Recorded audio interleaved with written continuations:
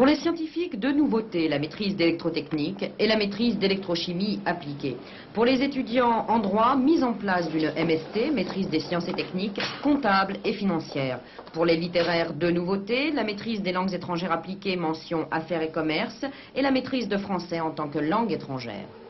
Les universitaires ont le souci de donner à leurs étudiants un socle de connaissances extrêmement solide. C'est d'ailleurs aussi le souci des milieux professionnels. Et nous souhaitons aussi donner à nos étudiants le maximum de chances de trouver un débouché. C'est un problème important à l'heure actuelle.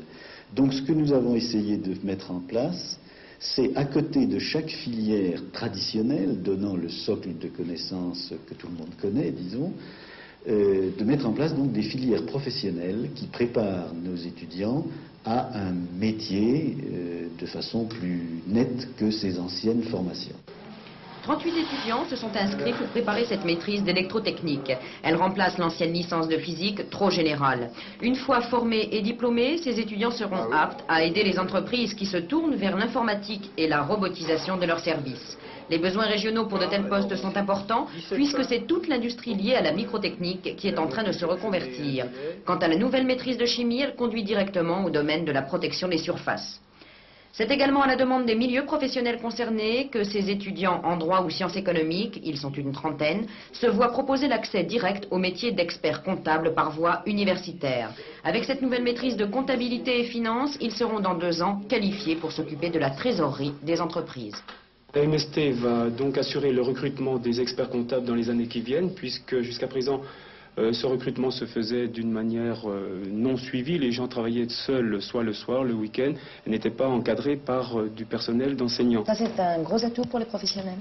Pour les professionnels, oui. Pour les professions experts comptables, c'est très prisé, puisque pour assurer le recrutement des experts comptables, il n'y aura rien d'autre. Vous avez d'autre part l'impression que ça va vous aider à trouver directement et plus facilement un travail? Ben oui, dans la mesure où on aura déjà une formation, à mon avis, beaucoup plus complète, et dans la mesure où ce cycle est inséré dans une formation disons, qui prépare à l'expertise comptable, elle va être reconnue beaucoup plus que l'ancien DECS. Et donc au niveau du marché du travail, je pense que nous aurons une très bonne insertion. Dans le domaine des langues étrangères appliquées, la nouvelle maîtrise à vocation professionnelle est bilingue, anglais, allemand ou italien, avec une mention affaires et commerce. En relation avec la Chambre de commerce pour les débouchés, la fac de lettres prépare les étudiants bilingues au métier du tourisme, de l'exportation, du marketing, de la traduction.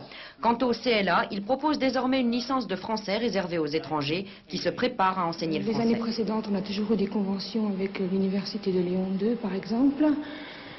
Mais le fait d'avoir une habilitation nous garantit de pouvoir continuer nos études à Besançon et de ne pas être obligé de changer à la fin d'une année, voire en cours d'année, si la convention posait des problèmes d'accord avec l'autre université. C'est toujours important de pouvoir rester dans sa région. Est-ce que ça signifie pour les étudiants qui vont choisir ces nouvelles filières un métier assuré au bout de leurs études? Bon, vous savez, il faut être très prudent dans ce domaine, un métier assuré. Si vous voulez me faire dire que nous avons des engagements des entreprises nous disant « nous vous prenons tant d'étudiants dans 2 ans », je suis bien obligé de vous répondre non.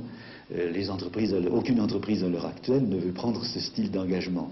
Par contre, nous avons l'assurance des milieux professionnels qu'il y a des besoins dans ce domaine. Dans le même esprit, l'Université de Besançon ouvrira l'an prochain 2 nouvelles filières. La première à la Faculté des Sciences, il s'agira d'un diplôme d'ingénieur mathématicien préparé en 5 ans. Aucune autre université française ne propose encore ce diplôme. Seconde filière en sciences économiques avec une maîtrise spécialisée dans le commerce à l'exportation.